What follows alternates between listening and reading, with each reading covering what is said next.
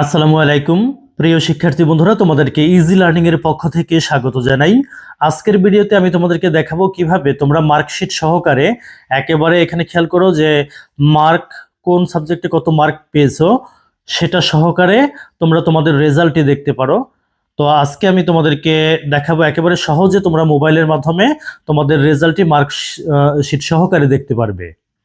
তো চলো শুরু করা যাক। আমি তোমাদেরকে প্রথমত দেখাচ্ছি যে যে কোনো একটা ব্রাউজার ওপেন করে নিবে। আমি ক্রোম ব্রাউজারটি ওপেন করছি।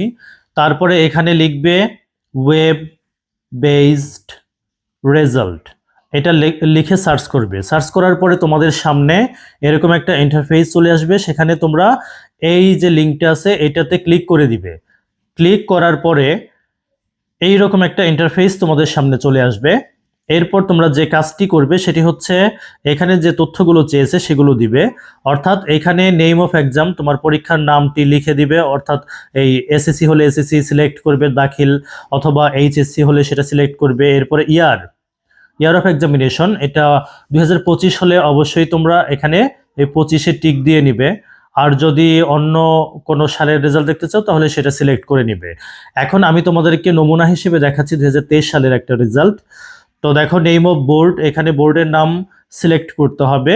তো এখানে আমি ঢাকা বোর্ডের একটা রেজাল্ট দেখবো, তাই এটা আমি ক্লিক করে দিলাম।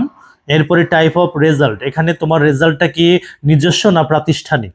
যদি নিজস্ব স্বতন্ত্র রেজাল্ট হয় তাহলে এটা অবশ্যই সিলেক্ট করবে। তারপরে রোল নাম্বারটি বসাবে। এখানে তোমার যে রোল নাম্বারটি আছে সেই রোল নাম্বারটি বসাবে। তারপর নিচের কলামে তোমার রেজিস্ট্রেশন নাম্বারটি বসিয়ে দিবে। এখানে আমি রেজিস্ট্রেশন নাম্বার দিয়ে দিচ্ছি। এরপরে যে কাজটি করতে হবে সেটি হচ্ছে এই যে ইমেজটি দেখতে পাচ্ছ, এখানে এই ইমেজের মধ্যে যে লেখাটা আছে সেটা তোমার নিচের বক্সে লিখতে হবে। তো এখানে আমরা দেখতে পাচ্ছি লেখাটা 9531 মেবি। তো আমরা সেটা বসাবো যে 9531। এরপরে ভিউ রেজাল্টে ক্লিক করতে হবে। তো সেটা আমি করে দিলাম, ভিউ রেজাল্টে ক্লিক করে দিলাম। এই তো আমাদের রেজাল্ট চলে আসছে। খেয়াল করো এখানে একেবারে রেজাল্টটি কোন সাবজেক্টে কত মার্ক পেয়েছো সেটা সহকারে চলে আসছে। দেখো এখানে মার্কস, কত মার্ক পেয়েছো। এই যে বাংলাতে 94, ইংরেজিতে 113, মানে বাংলা ফার্স্ট সেকেন্ড মিলিয়ে ইংরেজি সেকেন্ড ফার্স্ট পার্ট এবং সেকেন্ড পার্ট মিলিয়ে 113। তো এরকমভাবে প্রত্যেকটা সাবজেক্টে মার্ক সহকারে চলে আসবে তোমাদের রেজাল্টটি। যদি তোমরা এটা ডাউনলোড করতে চাও তাহলে এইখানে এই যে প্রিন্ট অপশনটি আছে এটাতে ক্লিক করবে।